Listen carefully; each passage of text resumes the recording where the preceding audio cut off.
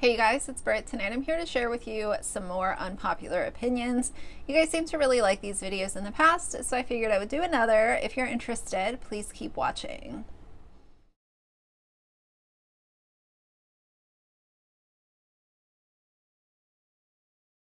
All right, you guys, so I hate that I even have to put a stupid disclaimer in the beginning of this video, but please keep in mind these are only my opinions, my personal opinions, just like everything else I share on my channel. Some people get all up in arms about an opinion. Look, I'm not here to drag anyone through the mud. I'm not here to bully anyone or hate anyone. I'm just sharing my opinion. That's all that it is. So let's, try to share them in a meaningful way. We're not here to start a smear campaign against anyone. This is like so crazy. For some reason, it just seems like everyone loves opinions until they disagree with one. And I'll just leave it at that. It's all good. You guys know my agenda here. I am going to share what I think in a level-headed, calm demeanor. And those of you guys that enjoy my opinions, great. If you don't, great. Either way, it's all good. So these are going to be an assortment of different topics. I just have a bunch of them listed. I don't know if I'll go through all of them today or if I'll kind of save some for my next video because I like to do these and you guys like them too. But no specific topic, totally random. So the first one is, I think that we need to normalize having a compressed work schedule in the United States. I think if the panini has taught me anything, it's taught me a few things, but one of them is the beauty of being able to have a flex schedule, a work from home sometimes in the office, a compressed work week. I think that I've always said if an employee can be productive at home, why not allow them to work at home? If they can't be, then that's a decision that the upper management needs to, come to terms with and either talk to the employee or get rid of the employee or whatever it is that they want to do. But I hate this idea how it's like everyone needs to be in the office at all times. Like unless you're in an industry that requires you to be at a site, I have never had anything against working from home. But this whole idea of having this standard Monday through Friday, 9 to 5 or 8 to 5 work schedule, it's usually 8 to 5 because you need the 40 hours, you get an hour for lunch typically. But the normalization of this kind of work schedule, I'd really like to see this change. I would much rather see normalization of working 4 10-hour days and allowing an employee to pick a day that they have off, or allowing for the standard, the norm, the industry norm to be working 3 days a week in the office and 2 at home, and you can alternate depending on how many departments you have. You can make sure that each department has coverage, so on and so forth, just like we've done, for the past several months with a lot of companies. I'd really like to see this normalized. I hate the fact that Monday through Friday is such a norm in America, and I realize that it might not necessarily be an unpopular opinion, but a lot of people do look at these types of different scenarios as unpopular only because we've been doing the Monday through Friday gig for years and years and years in the United States. So let me know what you guys think about that. What do you think of, instead of the norm being Monday through Friday 40 hours, instead of that, have the norm be 4 10-hour days, or just allowing it to be more standard to allow employees to have a couple days a week from home, and that would be the norm instead of 5 days a week in the office at your desk. Tell me what you guys think. So next, I have a few guilty pleasures, and one of them is watching reruns of Dog the Bounty Hunter. Now, I know the dog has been in the news recently because of his he's kind of inserted himself into this case with Gabby. I'm not here to talk about that. You guys know I've already shared my opinions about that, and Lordy, did we upset some people, but that's here nor there. One of my guiltiest pleasures is watching Dog the Bounty Hunter. It is so, I'm not even entertained by Dog or his kids. I always have adored Beth Chapman, and rest her soul, I know that she's no longer with us. But anytime I watched that show, I always watched it for Beth. And I guess my unpopular opinion is I always felt like Beth was too good for Dog. Just over here, based on what I have felt and seen, I always felt like she could do a lot better. And she was so intelligent and so put together and so on top of everything. If you guys go back and watch those reruns, if you haven't seen them since they were on, you really see how Beth really held it all together. Beth was like the glue that made that operation, manageable, and she was on it. She could talk to people on the street. She was personable. She was organized. She was very alert and in tune with what the task at hand was.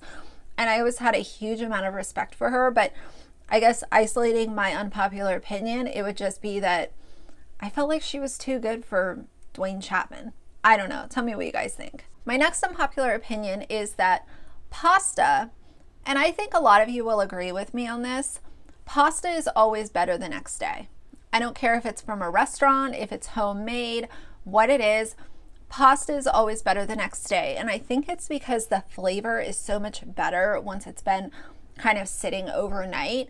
There are actually times where I will cook pasta and specifically not eat it for dinner just so that it will sit in the fridge and I can have it for leftovers the next day. I know that's maybe really dumb to some people, but pasta for me is always better the next day. Now, pizza, not so much. I know that a lot of people love leftover pizza.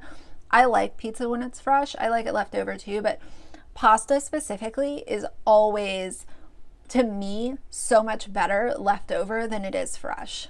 All right, my next unpopular opinion, let's talk for a second about pageants like Miss America, Miss USA. I know a lot of people really love beauty pageants. For some people, it is nostalgic because they've watched it for years, and I used to watch them once in a while when I was younger as well. I would watch them with my grandma or, whatever. As I've gotten older, I've really grown to despise beauty pageants.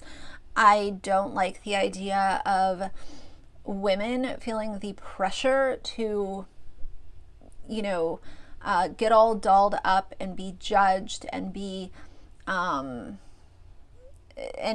feel like they are competing for a title. I just think that beauty pageants in the current year that we're in are outdated, and specifically child pageants should have never existed. They should not exist. Like, that should have been done. It literally should have never even come to the forefront.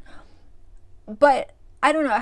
What do you guys think about beauty pageants? I don't like pageants. I don't like pageant life. I don't like, a bunch of women feeling like they are competing with one another. I think that we have enough of that in day-to-day society with, social media and just people being jealous and toxic and negative online and, ripping apart each other for the way that they look. And sometimes it's things that you can't even help.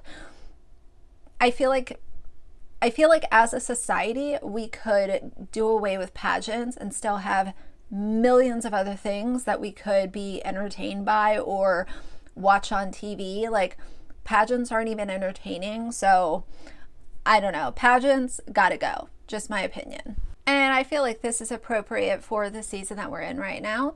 Let's talk about pumpkin drinks at Starbucks. In my personal opinion, any pumpkin spice latte or any pumpkin spice coffee drink that I've ever had from Starbucks, to me, tastes like a candle from Bath and Body Works. I think it's disgusting. I feel like fall drinks at Starbucks are completely overhyped. They are, it's almost like a fake love. Like, If you don't like fall pumpkin spice lattes, then you're some kind of weirdo. In my opinion, anyone who has any type of appreciation for good coffee realizes that pumpkin spice tastes like an expired candle. Cancel me now, it's okay. So piggybacking off of my last unpopular opinion, let's talk for a second about green tea. I know so many people love matcha tea, matcha lattes, cold matcha lattes. It's all the craze, especially on social media. People love matcha everything. I think green tea tastes like sewer water. It's disgusting. And I've had so many people say, oh, well, you have to make sure that it's sweetened. If you don't, put a little bit of sugar in it, put a little bit of honey, put a little bit of agave. I have tried everything under the sun to sweeten green tea, and it still tastes like disgust to me. I would much rather drink black tea or herbal tea or some kind of fruit tea. I love tea, but green tea, I just can't do it. And my last unpopular opinion here for today is going to be that I treat people the way that I'm treated. This has really increased as I've gotten a little bit older, and I know some people will look and be like, you're really not that old. What are you talking about? But especially over the last, say, 5 to 7 years, I've really taught myself to give the energy that I get. And if you are, I guess the flip side of that is a lot of people will be like, oh, well, you have to just be the bigger person and respect everyone, be the adult. I hear that a lot. I am the adult, but I'm also very deserving of common decency and respect. So if you disrespect me, you're not going to get my respect. And I have a zero tolerance policy as far as that. And I do feel like it's sort of interesting to relate that to my personality online and my sharing parts of my life online. There are some things that I will ignore, but as far as getting my respect, you're not going to get it if you're being rude to me or just being a bitch for no reason. I have no energy in myself to give to other people who are not willing to respect me. And if you want to be a bitch, then I will not give an ounce of respect to you. I have found that this really does save me so much frustration and energy, because there have been so many times where I've been like, okay, I'm going to be the bigger person, and I'm applying this to my real life. This doesn't just have to do with, online. I'm going to be the bigger person. Let's talk it out. Let's sort through our feelings and have a conversation about it. And to me, I look back at that, and most of the time it's just wasted energy. If you're not going to, if you consider yourself a friend of mine, and if you're not going to check in on me, and, I check in on you and it goes ignored or whatever, like, I just don't have time for nonsense anymore. It has saved me so much frustration and annoyance. So that might not be a super unpopular opinion, but I know that a lot of people also have the philosophy to be the bigger person, just give out all the positivity that you have to everyone and hope that it comes back to you. I'm kind of at the point where I'm done with that. I'm going to treat you like you treat me. If we don't see eye to eye on something and you're unable to just see that, we can still be cool and we can disagree once in a while, that's, all good. We all have kind of different ways of seeing things. If you're unable to look at it from a no nonsense kind of point of view and you want to be petty or a bitch about it, then you don't have my respect. So for what it's worth, that's going to be the last one. I definitely want to do more of these in the future. I've done a couple of others. You can search them on my channel. But let me know what you think about some of these. Do you agree with all of them? Do you agree with some? Just keep in mind, these are just opinions. I know sometimes opinions can be taken very seriously, especially online. We all have them. We're all going to share them. it's all good. So for now, if you like the video, please leave a like and a comment. And if you'd like to see more from me in the future, please subscribe. I'll see you guys soon. Bye.